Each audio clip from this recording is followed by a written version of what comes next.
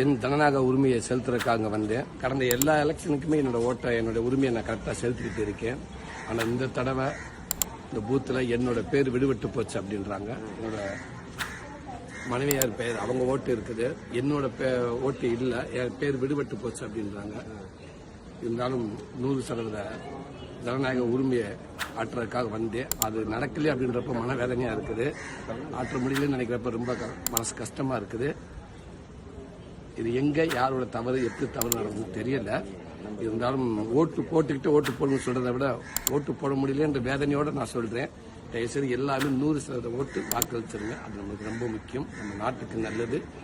தவறாம எல்லாரும் அவங்க வாக்க செலுத்திடுங்க. நான் அடுத்த எலெக்ஷனுக்கு கண்டிப்பாக என்னோட வாக்கை செலுத்த நம்புகிறேன். நன்றி.